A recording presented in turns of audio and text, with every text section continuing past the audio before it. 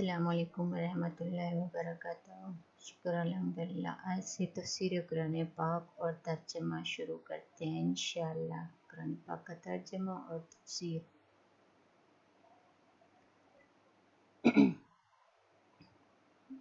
बिस्मिल्लाहिर्रहमानिर्रहीम। सूरह फातिहा मक्की है। जो मक्के में नाजिल हुई थी उसको सूरह मक्की बोलते हैं। जो मदीने में नाजिल हुई थी उनको सूरत मदनी बोलते हैं। ये मक्के में नाजिल हुई। शुरू बिस्मिल्लाह का मतलब है शुरू करता हूँ अल्लाह के नाम से जो बड़ा मेहरबान निहायत रहम वाला है।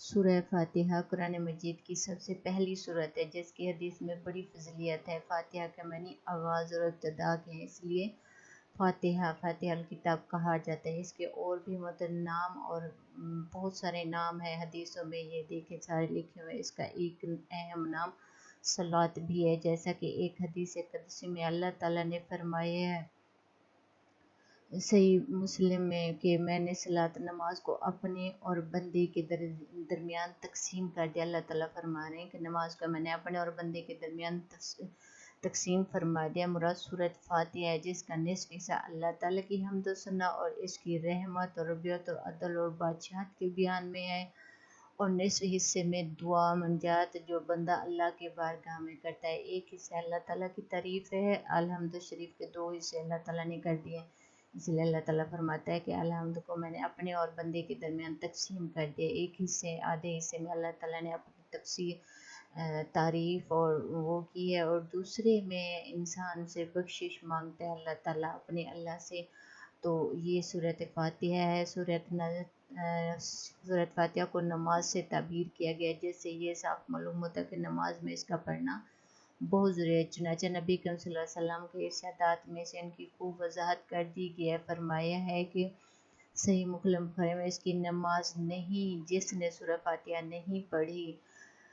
देखें कुछ कहते हैं जैसे मसलक बनाए हुए शिया सुन्नी अहले हदीस देवबंदी, हालांकि हम सब मुसलमान हैं, तो कुछ कहते हैं कि जब कोई कारी के पीछे नमाज की जाए मस्जिद में जमात के साथ, तो चुप करके खड़े रहें, अलहम शरीफ ना पढ़ें, सिर्फ अल्लाह अकबर करें।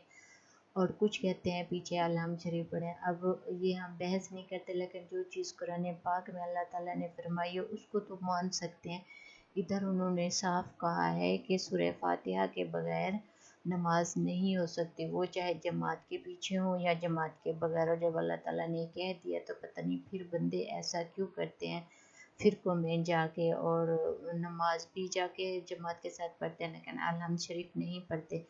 तो जब अल्लाह ताला ने फरमा दिया कि नमाज नहीं होगी तो पता नहीं उनकी नमाज कैसे होगी। इस हदीस में मन का लफ्ज़ है जो हर नमाजी को शामिल है। इसका मतलब है हर नमाजी के लिए, ये किसी फ़िरके के लिए नहीं है कि शिया के लिए, सुन्नी के लिए, देवबंदी के लिए, फ़लाँ के लिए, फ़लाँ के लिए, फ़लाँ मस्जिद के लिए। उन्होंने हर नमाजी को कायम मुफ़रद किया में या इमाम या इमाम के पीछे मुक्तदी, यानी इमाम हो या इमाम के पीछे जो करते हैं, सरी नमाज हो या जहरी फ़र्ज़ नमाज हो या नफिल, हर नमाजी के लिए सूरह फातिहा पढ़ना ज़रूरी है। ये वाज़ेह कहा गया कि हर नमाजी के लिए। अब इधर उन्होंने कहा है कि किसी एक का उन्होंने नाम नहीं लिया, हर नमाजी के लिए सूरत फातिहा पढ़ना लाज़िम। नबी को साथ कुरान करीम पढ़ते रहें, जिसकी वजह से आप सल्लल्लाहु अलैहि वसल्लम की रात बोझल होगी, नमाज ख़त्म हो। ये इधर एक अमूमी मज़ीद तायद ऐसे सीन में होते हैं जिसमें आता है कि एक मरतबा नमाज फजर में बाद साहब नबी करीम सल्लल्लाहु अलैहि वसल्लम के साथ कुरान करीम पढ़ते रहे, जिसकी वजह से आप सल्लल्लाहु अलैहि वसल्लम पर किरात बोझल हो गई। नमाज ख़त्म होने के बाद जब आप सल्लल्लाहु अलैहि वसल्लम ने पूछा कि तुम भी साथ पढ़ते रहे हो, उन्होंने इस बात में जवाब दिया तो आप सल्लल्लाहु अलैहि वसल्लम ने फरमाया तुम ऐसा मत किया करो, यानी साथ साथ मत पढ़ा करो, अलबत्ता सूरह फातिहा ज़रूर पढ़ा करो, क्योंकि इसके पढ़े बगैर नमाज नहीं होती। देखिए वो जब नबी करीम सल्लल्लाहु अलैहि वसल्लम पढ़ रहे थे तो पीछे बंदे भी साथ साथ पढ़ रहे थे। तब नबी करीम सल्लल्लाहु अलैहि वसल्लम ने उनसे फिर नमाज के बाद पूछा, उन्होंने कहा हम पीछे पढ़ते रहे। तब फिर नबी करीम सल्लल्लाहु अलैहि वसल्लम ने वाज़ेह किया कि तुम बाकी कुछ ना पढ़ा करो, लेकिन सूरह फातिहा ज़रूर पढ़ा करो, इसके बगैर नमाज नहीं होती। तो आप खुद बताएं, ये जो फ़िरके बना के जमात में खड़े हो के सूरह फातिहा नहीं पढ़ते तो क्या उनकी नमाजें होती हैं? इसी तरह अबू हुरैरा रज़ी अल्लाह ताला अन्हु से मरवी कि नबी करीम सल्लल्लाहु अलैहि वसल्लम ने फरमाया جس نے بغیر فاتحہ کے نماز پڑھی کہ اس کی نماز ناقص ہے۔ 3 مرتبہ آپ صلی اللہ علیہ وسلم نے فرمایا۔ ابو ہریرہ رضی اللہ سے عرض کیا گیا امام کے پیچھے بھی ہم نماز پڑھتے ہیں، اس وقت کیا کریں؟ حضرت ابو ہریرہ رضی اللہ تعالیٰ نے فرمایا اقرا بی کا فی نفسی، امام کے پیچھے تم سورۃ فاتحہ اپنے جی میں پڑھو، یعنی اونچی آواز میں نہیں پڑھنی لیکن اپنے دل میں ضرور پڑھنی ہے سورۃ فاتحہ، اس کے بغیر نماز نہیں ہو سکتی۔ اللہ تعالیٰ نے بھی یہی فرمایا، نبی کریم صلی اللہ علیہ وسلم نے بھی یہی فرمایا، اور دیکھیں ان کے بعد کے صحابہ کرام نے بھی یہی کہا ہے کہ سورۃ فاتحہ کے بغیر نماز ہوتی نہیں ہے۔ اب ہم سورہ فاتحہ شروع کرتے ہیں۔ سب تعریفیں اللہ کے لیے ہیں جو تمام جہانوں کا پالنے والا ہے، بڑا مہربان نہایت رحم والا ہے، بدلے کے دن یعنی قیامت کا مالک ہے۔ الحمد میں اختصاص کے لیے یعنی تمام تعریفیں اللہ کے لیے ہیں یا اس کے لیے خاص ہیں، کیونکہ تعریف کا اصل مستحق سزاوار صرف اللہ تعالیٰ ہی ہے۔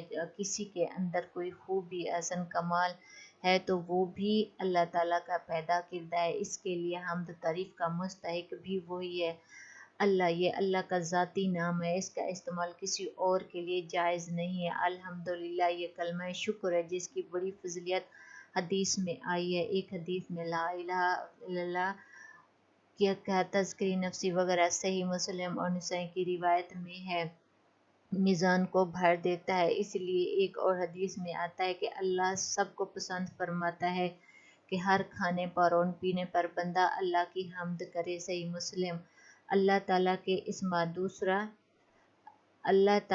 اسماء حسنہ میں سے ہے جس کے معنی ہر چیز کو پیدا کر کے اس کی ضرورت مہیا کرے اور اس کو تکمیل تک پہنچانے والا، اس کا استعمال بغیر اضافات کے کسی اور کے لیے جائز نہیں ہے۔ جہاں جمع ہے، ویسے تو تمام خالق کے مجموعے کو عالم کہا جاتا ہے، اس لیے اس کی جمع نہیں لائی جاتی، لیکن جہاں اس کے ربوبیت کا معاملہ اظہار کے لیے عالم کی بھی جمع لائی گئی ہے، جس سے مراد مخلوقات کی الگ الگ جنسیں ہیں، مثلاً عالم، ملائکہ، ہوش وغیرہ۔ ان تمام مخلوقات کی ضرورتیں ایک دوسرے سے قطعاً مختلف لیکن سب کی ضرورت ان کے احوال اظراف جس کے مطابق مہیا فرماتا ہے۔ اللہ تعالیٰ ہر کسی کی ضرورت مختلف ہے لیکن سب کو اللہ تعالیٰ جیسے فرشتوں کی، ملائکہ کی، ہر کسی کے، لیکن اللہ تعالیٰ ہر کسی کو اس کی ضرورت کے مطابق دیتا ہے۔ سب کی ضرورت ان کے احوال اظراف طباع اور اجسام کے مطابق مہیا فرماتا ہے۔ یہ نہیں ہے کہ ایک چیز ضرورت ہے تو اللہ تعالیٰ ہر کسی کو دیتا ہے۔ دونوں مبالغے صیغے ہیں جن میں سے کثرت پایا جاتا ہے، یعنی اللہ تعالیٰ بہت رحم کرنے والا ہے اور اس کی یہ صفت دیگر صفات کی طرح دائمی ہے۔ بعض علماء کہتے ہیں رحمان میں رحیم کی نسبت زیادہ مبالغہ ہے، اسی لیے رحمت دنیا والآخرہ کہا جاتا ہے۔ دنیا میں اس کی رحمت عام ہے جس سے بلا تخصیص کافر مومن سب فیض یاب ہو رہے ہیں، اور آخرت میں وہ صرف رحیم ہوگا، یعنی اس کی رحمت صرف مومنین کے لیے خاص ہوگی۔ دنیا میں بھی اگرچہ مکافات کا عمل کا سلسلہ ایک حد تک جاری رہتا ہے، تاہم اس کا مکمل ظہور آخرت میں ہوگا اور اللہ تعالیٰ ہر شخص کو اس کے اچھے یا برے اعمال کے مطابق مکمل جزا اور سزا دے گا۔ اسی طرح دنیا میں عارضی طور پر اور بھی کئی لوگوں کے پاس تحت اختیارات ہوں گے، لیکن آخرت میں تمام اختیارات کا مالک صرف اور صرف اللہ ہی ہوگا، اور روز فرمائے گا آج کسی کی بادشاہی ہے، پھر وہی جواب دے گا ایاک نعبد، ہم صرف تیری ہی عبادت کرتے ہیں اور صرف تجھ سے ہی مدد چاہتے ہیں۔ صرف ایک غالب اللہ کے لیے ہے، اس دن کوئی ہستی کے لیے اختیار نہیں رکھے گا، سارا معاملہ اللہ کے ہاتھ میں ہوگا۔ ان جزا اور عبادت کے معنی کسی کی رضا کے لیے انتہائی تذلیل، عاجزی اور کمال خشوع اور بقول افضل رسید کمال مجموعے کا نام ہے، یعنی جس ذات کے ساتھ محبت بھی ہو، اس کی مفوق طاقت کے سامنے عاجزی، بے بسی کا اظہار بھی ہو، اسباب اور اس کی گرفت کا خوف بھی ہو۔ سیدھی عبادت نہ بنستے ہم تیری عبادت کرتے ہیں اور تجھ سے مدد چاہتے ہیں، لیکن اللہ تعالیٰ یہاں مفعول کو فعل جس سے مقصد ساتھ پیدا کرنا ہے، یعنی ہم تیری ہی عبادت کرتے اور تجھ سے ہی مدد چاہتے ہیں۔ نہ عبادت اللہ کے سوا کسی اور کی جائز ہے اور نہ اطاعت کسی اور سے جائز ہے۔ ان الفاظ سے شرک کا سدباب کر دیا گیا ہے۔ جیسے لوگ شرک کرتے ہیں اللہ کے علاوہ کسی کی فلاں کی نفل، کچھ لوگ ہوتے ہیں یہاں مجھے ایک وجہ دے گے کہ نیت کرتے ہیں تو کہتے ہیں نفل۔ حضرت عائشہ بی بی رضی اللہ تعالیٰ عنہا کی اور سنت جو ہے، میں خود بھی بچپن میں یہی کرتی تھی، یہ کہتے ہیں ہم اہل سنت ہیں، تو کہتے ہیں سنت نبی کریم صلی اللہ علیہ وسلم کی، تو ادھر اللہ تعالیٰ نے صاف کہا ہے کہ صرف عبادت اللہ تعالیٰ کے لیے ہوتی ہے، اس کے علاوہ ہم کسی کی کریں گے تو وہ شرک ہے۔ لیکن جن کے دلوں میں شرک کا روگ رہ پا گیا ہے، وہ افغانستان میں فرق کو نظر انداز کر کے عوام کو مغالطے میں ڈال دیتے ہیں۔ جو شرک جن کے دل میں ہو چکا ہے، اللہ تعالیٰ نے جن کے دلوں کو بند کر دیا ہے، تو وہ عوام کو بھی غلط راستے پر لگاتے ہیں اور کہتے ہیں کہ دیکھو ہم بیمار ہو جاتے ہیں تو ڈاکٹر سے مدد حاصل کرتے ہیں، بیوی سے مدد چاہتے ہیں، ڈرائیور دیگر انسانوں سے مدد کی طلب ہوتی ہے۔ اس طرح وہ باور کراتے ہیں کہ اللہ کے سوا اوروں سے مدد مانگنا بھی جائز ہے۔ اب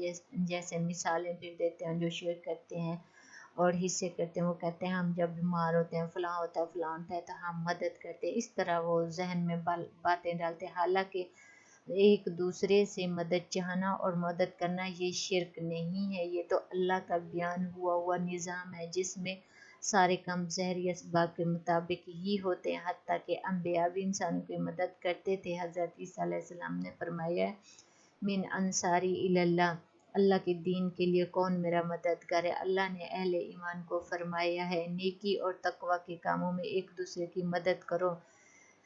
ظاہر بات ہے کہ یہ تامن نہ شرک بلکہ مطلوب و مطبوع ہے۔ اس کا اصطلاحی شرک سے کیا تعلق؟ شرک تو یہ ہے کہ ایسے شخص سے مدد طلب کی جائے جو ظاہری اسباب کے لحاظ سے مدد نہ کر سکتا ہو، جیسے کسی فوت شدہ شخص کو مدد کے لیے پکارنا، اس کو مشکل کشا اور حاجت روا سمجھنا اور اس کو نافع اور وزار باور کرنا اور دوروں نزدیک ہر ایک کی فریاد سننے کی صلاحیت سے بہرہ تسلیم کرنا، اس کا نام ہی مفہوم الاسباب طریقے سے مدد طلب کرنا، اسے خدائی صفات سے اسی کا نام شرک ہے۔ جیسے کسی اللہ معاف کرے کوئی کہتے ہیں یہ فلاں اولیاء ہے، اس کی مزار پہ چلے جاتے ہیں، اس سے مدد مانگتے ہیں، اس کو شرک کہتے ہیں۔ مدد صرف اللہ تعالیٰ کرتا ہے۔ ایک زندہ انسان سے جا کے آپ کہیں ہمارا یہ کام کر دو، یہ ہاں دعا کے لیے بندہ کہہ ہو سکتا ہے اللہ تعالیٰ کسی کی دعا قبول، لیکن یہ نہیں ہے اسی سے مانگنا شروع کر دیں کہ تو یہ کر تو کر۔ اللہ تعالیٰ شارع کے قریب ہوتا ہے، جو بھی انسان اس سے مانگے وہ سنتا ہے۔ جو بدقسمتی سے محبت اولیاء کے نام پر مسلمان ملکوں میں عام ہے۔ توحید کی 3 قسمیں اس موقع پر مناسب معلوم ہوتا ہے کہ توحید کی 3 اہم قسمیں بھی مختصر بیان کر دی جائیں۔ یہ قسمیں توحید ربوبیت، توحید الوہیت اور توحید صفات۔ ربوبیت کا مطلب ہے کہ اس کائنات کا خالق، مالک، رازق، مدبر صرف اللہ تعالیٰ ہی ہے۔ اس توحید کا مطلب اہدنا الصراط المستقیم، ہمیں سیدھی اور سچی راہ دکھا۔ اور زنا کے علاوہ تمام لوگ مانتے ہیں کہ مشرکین بھی اس کے قائل رہے اور ہیں، جیسا کہ قرآن کریم میں مشرکین تمام اطراف نقل کیا۔ مثلا اے محمد صلی اللہ علیہ وسلم پوچھیں کہ تم کو آسمان اور زمین میں رزق کون دیتا ہے؟ تمہارے کانوں اور آنکھوں کا مالک کون ہے؟ اور بے جان سے جاندار، جاندار سے بے جان کون کرتا ہے؟ دنیا کے کاموں کا انتظام کون کرتا ہے؟ جھٹ کہہ دیں گے اللہ، یعنی یہ سب کام کرنے والا ہے اللہ۔ سورہ یونس میں دوسرے مقام فرمایا اگر نبی صلی اللہ علیہ وسلم ان سے پوچھیں کہ آسمان اور زمین کا خالق کون ہے تو یقیناً یہی کہیں گے کہ اللہ۔ ایک اور مقام فرمایا اگر صلی اللہ علیہ وسلم ان سے پوچھیں زمین اور زمین میں جو کچھ ہے یہ سب کس کا مال ہے؟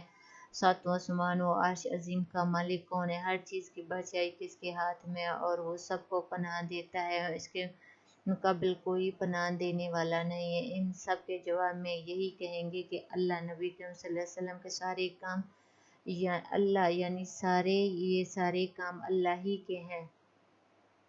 توحید یہ ہے کہ عبادت کے تمام اقسامات سے اللہ تعالیٰ عبادت اور ہر وہ کام جو کسی مخصوص ہستی کی رضا کے لیے یا اس کی ناراضی کے خوف سے کیا جائے۔ اسی لیے نماز، روزہ، حج، زکوٰۃ صرف یہی عبادت نہیں ہے بلکہ کسی مخصوص ہستی سے دعا التجا کرنا، اس کے نام کی نظر و نیاز دینا، اس کے سامنے دست بتا کھڑا ہونا، اس کا طواف کرنا، اس سے تمام خوف رکھنا وغیرہ بھی عبادت میں ہے۔ توحید روایت یہ ہے کہ جیسے کسی کے سامنے جاتے ہاتھ باندھ کے کھڑے ہو جائے، اس سے یہ کہیں کہ یہ کام کر دے گا، یہ کام کر دے، اس سے کہنا یہ دعا، یہ سب چیزیں بھی عبادت میں آتی ہیں۔ صرف یہ سب امیدیں اللہ تعالیٰ سے رکھیں۔ توحید وحدت یہ ہے کہ یہ تمام کام صرف اللہ تعالیٰ ہی کے لیے کیے جائیں۔ قبر پرستی مرض میں مبتلا عوام خواص توحید وحدت میں شرک کا ارتکاب کرتے ہیں۔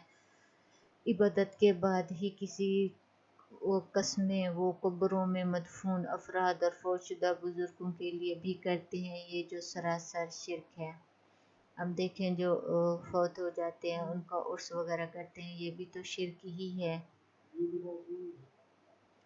تیسرا، توحید صفات کا مطلب ہے کہ اللہ تعالیٰ کی جو صفات قرآن و حدیث میں بیان ہوئی ہیں ان کو بغیر کسی تغیر اور تعریف کے تسلیم کر وہ صفات اس انداز میں کسی اور کے اندر نہ مانے، مثلا جس طرح اس کی صفات غیب ہیں یا دور نزدیک ایک فریاد سننے اور پر قادر ہے، ہر طرح کا طلب کرنے کا اس کا اختیار حاصل ہے۔ یہ اس قسم کی صفات اہلیہ، ان میں سے کوئی صفت بھی اللہ کے سوا کسی نبی ولی شرک میں شخص کے اندر تسلیم نہ کی جائے، اگر تسلیم کی جائیں گی تو یہ شرک ہوگا۔ افسوس ہے قبر پرستوں میں شرک کی یہ قسم بھی عام ہے اور انہوں نے اللہ کے مذکور صفات میں سے بہت سے بندوں کو بھی شریک کر رکھا ہے۔ مفہوم ہے راستے کی طرف رہنمائی کرنا، راستے پر چلا دینا، اسے عربی میں ارشاد دلالت تعبیر کیا جاتا ہے، یعنی ہمارے سر مستقیم رہنما فرما، اس پر چلنے کی اور اس پر کام نصیب فرما تاکہ ہمیں تیری رضا مقصود ہو۔ مستقیم ذہانت اور نہیں ہو سکتی۔ پیش کیا ہے صراط ان لوگوں کی راہ جن پر تو نے انعام کیا، ان کے لیے نہیں جن پر تیرا غضب کیا گیا، اور نہ گمراہوں کی۔ اب یہ صراط مستقیم وضاحت ہے کہ سیدھا راستہ وہ ہے جس پر وہ لوگ چلیں جن پر تیرا انعام ہوا ہے، یہ علاوہ انبیاء اور صدیق جیسا کہ سورہ نظم ہے، جو اللہ اور اس کے لیے رسول صلی اللہ علیہ وسلم کی اطاعت کرتے ہیں اور قیامت کے روز ان لوگوں کے ساتھ ہوں گے جن پر اللہ نے انعام کیا، نبیاء یعنی صرف ان لوگوں کی رفاقت بھی خوب ہے۔ اس آیات میں یہ بھی وضاحت کر دی گئی ہے کہ انعام یافتہ لوگوں کا یہ رستہ اطاعت الہی، اطاعت رسول کا رستہ ہے، نہ کوئی اور رستہ۔ بعض روایات میں سے ثابت ہوا ہے کہ جن پر اللہ کا غضب ہوا مراد یہی ہے۔ گمراہوں سے مراد انصاری اور مفسرین کے درمیان کوئی اختلاف نہیں ہے۔ اس لیے صراط مستقیم پر خواہش رکھنے والوں کے لیے ضروری ہے کہ وہ یہودی انصاری دونوں گمراہوں سے بچ کر رہیں۔ یہودی بڑی گمراہی یہ تھی کہ وہ جانتے بوجھتے صحیح راستے پر نہیں چلتے تھے، آیات الہیہ میں تفسیر اور حیلہ کرنے سے گریز نہیں کرتے تھے۔ حضرت عزیر علیہ السلام ابن اللہ کہتے ہیں اپنے آبا ربان کو حرام حلال کرنے کا مجاز سمجھتے تھے۔ نصرانی کی بڑی غلطی یہ تھی کہ انہوں نے حضرت عیسیٰ علیہ السلام کی شان میں غلویاں کیا، اور ایک رد افسوس ہے کہ امت محمدیہ بھی یہی گمراہی عام اور اسی وجہ سے وہ دنیا میں ذلیل و رسوا ہیں۔ اللہ تعالیٰ نے ضلالت کے گڑھے سے نکالے تاکہ ادبار نسبت سے بڑھتے ہوئے سائے سے وہ محفوظ رہ سکتے۔ سورۃ فاتحہ کے آخر میں آمین کہتے نبی کریم صلی اللہ علیہ وسلم نے بڑی تاکید اور فضیلت بیان فرمائی، اس لیے امام مقتدی ہر ایک کو آمین کہتے۔ نبی کریم صلی اللہ علیہ وسلم جہر نمازوں میں اونچی آواز سے آمین کہا کرتے تھے اور صلی اللہ علیہ وسلم بھی حتیٰ کہ مسجد گونج اٹھتی تھی۔ آمین اونچی آواز سے کہنا سنت